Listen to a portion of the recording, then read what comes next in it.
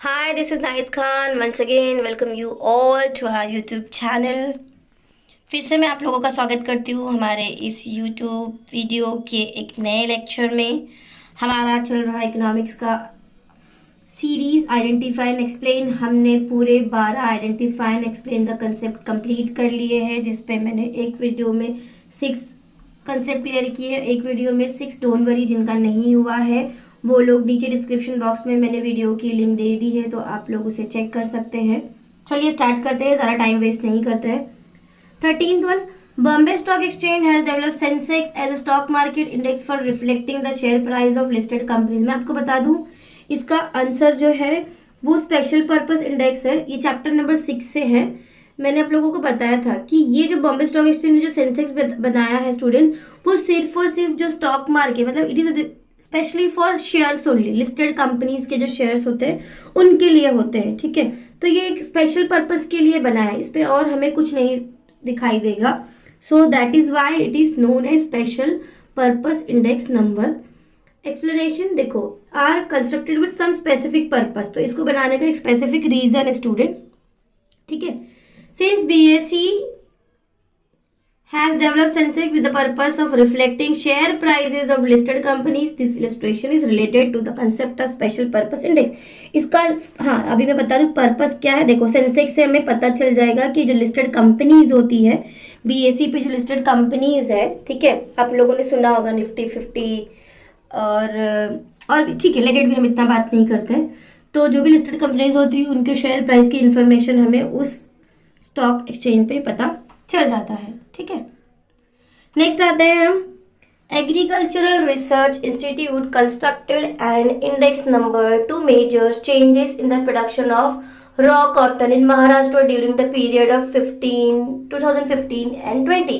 5 सालों के बीच में जो एग्रीकल्चर रिसर्च इंस्टीट्यूट है, उन्होंने एक इंडेक्स नंबर कंस्ट्रक्ट किया to calculate to measure changes in the production of raw cotton in Maharashtra.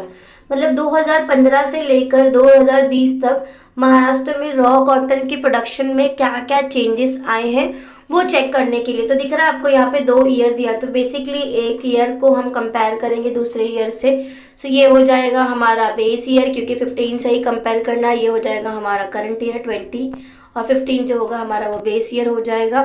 फिलहाल देखो यहाँ पे क्या बात हो रही है, प्रोडक्शन की बात हो रही है, क्वांटिटी की बात हो रही है, वॉल्यूम की बात हो रही है, वैल्यू की नहीं। तो ये हमारा जो आंसर होगा वो होगा क्वांटिटी इंडेक्स नंबर और वॉल्यूम इंडेक्स नंबर। तो आप दोनों में से कुछ भी लिख सकते हो या एक भी लिख सकते हो, it's fine, it's totally fine. Explanation, quality index number measures changes in the level of output और physical volume of production in the economy. तो ये महाराष्ट्र की इकोनॉमी की बात चल रही थी। एंड देखो कंक्लूड करें, let's conclude. Since agricultural research institute constructed an index number to measure changes in the volume of raw cotton production, so this illustration is related to the concept of quantity और volume index. आपको सिर्फ और सिर्फ जो question दिया है उसको थोड़ा सा इलैबोरेट करना है, that's it. Next is Manish purchase 100 meters of cotton textile to produce ready-made shirt at his garment factory। ध्यान से समझो, मनीष ने वो कॉटन टेक्सटाइल टू प्रोड्यूस खरीदा है, क्यों? रेडीमेड शर्ट बनाने के लिए। शर्ट्स को बनाने के लिए उसने वो कॉटन के कपड़े खरीदे हैं, मतलब कि बेसिकली वो कॉटन के शर्ट बनाने वाला है। तो मैं आपको बता दूं कि ये जो कॉटन की जो डिमांड है स्टूडेंट, वो इनडायरेक्ट डिमांड है। क्यों? क्योंकि उसकी जो डिमांड है और डिराइव डिमांड है, बिकॉज ये जो शर्ट है, ठीक है, ये जो कॉटन की डिमांड है वो किस पर डिपेंड है? शर्ट की। मतलब कि अगर मनीष वो कॉटन की शर्ट नहीं बनाता तो वो कॉटन टेक्सटाइल, कॉटन के कपड़ों की डिमांड नहीं करता। ठीक है, देखो कैसे कैसे क्वेश्चन ट्विस्ट करके पूछते हैं। Indirect demand refers to the demand for goods which are needed for further production. It is the demand for producers good. ठीक है, क्योंकि प्रोड्यूसर है ना, क्योंकि वो कॉटन टेक्सटाइल यूज करके शर्ट बनाएगा, मैन्युफैक्चरर प्रोड्यूसर। ठीक है, since cotton textile is purchase as a raw material, तो ये जो कॉटन टेक्सटाइल होगा वो रेडीमेड शर्ट के लिए रॉ मटेरियल होगा। मैंने आपको बताया था रॉ मटेरियल और इंटरमीडिएट गुड्स भी बोल सकते हैं। This illustration is related to the concept of indirect और डिराइव डिमांड। नेक्स्ट आता है हमारा Prakash 16th one, paid an income tax of ₹62,000 during the accounting year 18-19। Concept जो है वो डायरेक्ट टैक्स है, क्योंकि वो इनकम टैक्स पे ही कर रहा है। ठीक है। Explanation, direct tax refer to the tax paid on the basis of income and property of the tax payer. तो प्रकाश ने वो जो 62,000 है वो उसने अपनी इनकम के ऊपर वो टैक्स पे किया है। Okay. Personal income tax paid by the Prakash is determined on the basis of his income. ठीक है, उसकी इनकम के बेसिस पे उससे वो टैक्स लगा है। तो ये जो इलस्ट्रेशन है ये related to the concept of क्या स्टूडेंट, डायरेक्ट टैक्स है। ठीक है। नेक्स्ट है हमारा RBI, reserve bank of India helps to raise loan for both the central state government by selling government bonds, securities etcetera. ये public debt है, क्योंकि देखिए ये क्या हो रहा है, स्टेट गवर्नमेंट जो है और सेंट्रल गवर्नमेंट, दोनों ही state government and central government जो अपने गवर्नमेंट बॉन्ड्स है वो सेल कर रही हैं। ठीक है, अपनी जो सिक्योरिटीज है उनको सेल कर रही हैं। तो मतलब कि बेसिकली वो क्या कर रही है, लोगों से कर्जा ले रही है, डेट ले रही है। ठीक है, तो ये हो गया हमारा पब्लिक डेट। और अच्छा हाँ, मुझे एक और क्वेश्चन इसमें ऐड करना है। ये पब्लिक डेट है स्टूडेंट, ये पब्लिक डेट है, तो मुझे बताओ ये मॉनेटरी पॉलिसी में आएगा या फिस्कल पॉलिसी में आएगा, ये भी आप लोगों को कमेंट बॉक्स में करना है। ठीक है, मैं थोड़ा सा ये क्वेश्चन करते जा रही हूँ ताकि आप लोगों को कोई कंफ्यूजन ना हो। तो ये पब्लिक डेट किस में आएगा मुझे बताना आप लोग नीचे कमेंट करके। Okay. Explanation, the government expenditure, देखो जनरली एक्सीड गवर्नमेंट रेवेन्यू है द गवर्नमेंट रेज डेट, क्योंकि सही बात है ना, अगर गवर्नमेंट के पास में पैसे होते, रेवेन्यू होती, तो गवर्नमेंट क्यों किसी से अपनी सिक्योरिटी सेल करती और लोगों से पैसा लेती। ठीक है, with the help of RBI through the sale of government bonds and security etcetera, इसी को कहते हैं public debt. Since the given illustration is about loan raised by, raise करना मतलब इकट्ठा करना, कलेक्ट करना, by the central state government with RBI's help, it is related to the concept of public debt. ठीक है, नेक्स्ट है हमारा, ये वीडियो में मैं सारा कवर कर दूंगी, मैं 4 वीडियो में नहीं बनाना चाहती हूँ, 3 में मैंने बोला था, मैं पूरी कोशिश करूंगी। तो टाइम है, ABM bank provide demat facility, internet banking and mobile banking facility to its customers. ठीक है, एबीएम जो बैंक है वो ये सारी फैसिलिटीज अपने कस्टमर्स को प्रोवाइड करता है। तो मैं ये बता दूं आपको, ये एंसिलरी सर्विसेज और कमर्शियल बैंक है। कमर्शियल बैंक के 2 सर्विसेज होते हैं बेसिकली, एक उनका टू एक्सेप्ट द डिपॉजिट जो है वो उनका प्राइमरी फंक्शन है। ठीक है, सेकेंडरी फंक्शन भी होता है। और ये जो अदर फैसिलिटीज है आप लोग बस याद रखना कि ये एंसिलरी सर्विसेज में आता है। ठीक है, टू हेल्प करना।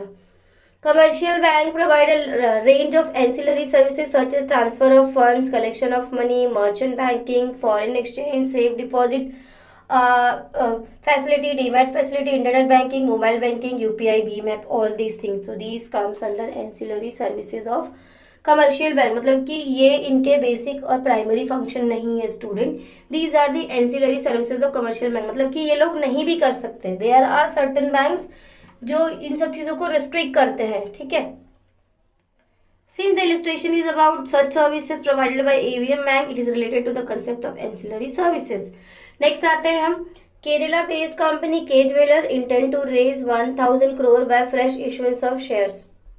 ये आप लोगों का थोड़ा सा एसपी जिन लोगों का होगा उनका वो कंसेप्ट होगा। केरला का कंपनी है, ठीक है, ज्वेलर है वो लोग, और वो कलेक्ट करना चाहते हैं 1000 crore बाय फ्रेश इशुएंस, मतलब पहली बार, मतलब इससे समझ में आ रहा है कि they are for the first time they are issuing the shares.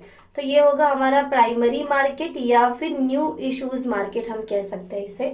Means when, अभी मीनिंग में आपको पता चल जाएगा। देखो, primary market helps to raise fresh capital through the sale of shares and debentures. तो जब company company issue shares and debentures और other securities to the general public is called basically IPO. लेकिन यहाँ पे हम लोग बात कर रहे हैं प्राइमरी मार्केट की, क्योंकि ये चैप्टर है, हम इसमें आईपीओ की बात नहीं करेंगे क्योंकि वो एसपी में हुआ था। फिलहाल ये जो चैप्टर है आपका कैपिटल और मनी मार्केट इकोनॉमिक्स में था, तो ये है आपका प्राइमरी मार्केट। ठीक है, फॉर द फर्स्ट टाइम है। अगर ये ट्रेडिंग होता तो फिर वो सेकेंडरी मार्केट हो जाता। Since K jewellers intend to raise money through fresh issuance of shares, this illustration is related to the concept of primary market और फ्रेश इशू। नेक्स्ट है हमारा, Sarla retired school teacher receive a monthly pension of 20,000 from the government. ये national income वाले chapter से student. तो ये हो जाएगा हमारा ट्रांसफर इनकम। मैं बताती हूँ क्यों, इसमें आप लोगों को इस क्वेश्चन से रिलेटेड एग्री डिसएग्री भी पूछा जाता है। Transfer income refers to the income receive by person without contributing to the process of production. Yes, क्योंकि देखो सरला को पेंशन मिल रही है आफ्टर रिटायरमेंट, मतलब कि जिस टाइम पे सरला को पेंशन मिल रही है at that time she is not contributing a single rupee, correct ना, इनटू द इकोनॉमी। इकोनॉमी में वो 1 रुपया भी नहीं कंट्रीब्यूट कर रही है, उससे पहले किया है, ये मिल रहा है उसको आफ्टर रिटायरमेंट। सो ये सब जो चीज़ें होती है स्टूडेंट, उसे हम कहते हैं transfer income. It is just transfer of fund from government to Sarla. So this illustration is related to the concept of transfer income since Sarla receive pension from the government without contributing to the process of production at present. At present, yes, past में, ठीक है, past में she has contributed, ठीक है, but now she has retired, ठीक है, वो retired हो गई है, अब उसे मिल रहा है pension. This is called transfer payment, ठीक है। और नॉट ओनली ट्रांसफर पेमेंट, आप लोग विडो पेंशन भी देख सकते हो, पेंशन भी इसमें आ जाएगा ट्रांसफर पेमेंट में, ये सारी चीज़ें आ जाएगी, ठीक है। नेक्स्ट आता है हमारा Tamil Nadu purchase wheat from Punjab. Tamil Nadu भी इंडिया में है और पंजाब भी इंडिया में है। एंड उत्तर प्रदेश, तमिलनाडु पंजाब और उत्तर प्रदेश से क्या कर रहा है, वीट खरीद रहा है। तो ये होगा हमारा इंटरनल, डोमेस्टिक और होम ट्रेड। ये तीनों में से आप कुछ भी लिख सकते हो, ओके, कोई भी एक लिख सकते हो या तीनों लिख सकते हो। सो इंटरनल ट्रेड का मीनिंग लिखना है हमें। Internal trade refers to the buying and selling of goods and services within the boundaries of a nation. तो ये इंडिया में हो रहा था। नेक्स्ट, हाँ, conclusion, since Tamil Nadu purchase wheat within the country from the state of Punjab and Uttar Pradesh, this illustration is related to the concept of internal, domestic and home trade. And last one student हमारा, finally we have reached Alfonso mango from Maharashtra are sold in international market. Maharashtra से जो ये mango है वो international market में sold हो रहा है। सेल की बात हो रही है, एक्सपोर्ट ट्रेड होगा। आपको एक चीज़ और भी बता दूँ, सिर्फ इंपोर्ट या सिर्फ एक्सपोर्ट मत लिखना, ट्रेड भी लिखना, वरना अगर आपको एग्जामिनर अच्छा नहीं मिलेगा तो वो आपको इस ट्रेड ना लिखने के लिए भी मार्क्स कट करेगा। तो इंपोर्ट लिखा है तो इंपोर्ट ट्रेड लिखना, एक्सपोर्ट लिखा है तो एक्सपोर्ट ट्रेड लिखना, ठीक है। Explanation, export trade refers to the sale of goods by one country to another country or outflow of goods from one country to foreign country। तो यही हो रहा है ना, इंडिया से, महाराष्ट्र से इंटरनेशनल मार्केट में जा रहा है। Since Alphonso mangoes from the state of Maharashtra located in domestic country India are sold to foreign countries international market, this illustration is related to the concept of export trade.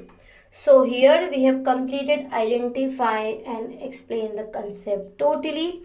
अब बचा है हमारा सिर्फ और सिर्फ डायग्राम, ठीक है, जो क्वेश्चन नंबर 5 होता है। उसके बाद में I will be starting with the OC and SP subject. Thank you so much student. Again अगर आप लोगों को कोई भी डाउट है तो आप मुझे डिस्क्रिप्शन बॉक्स में नीचे कमेंट कीजिए। हाँ, मैं इसका PDF आपको डिस्क्रिप्शन बॉक्स में दे दूँगी, तो आप लोग वहाँ से इसे ले सकते हो। और स्टिल स्टूडेंट, अगर आप लोगों ने हमारे चैनल को सब्सक्राइब नहीं किया होगा तो डू सब्सक्राइब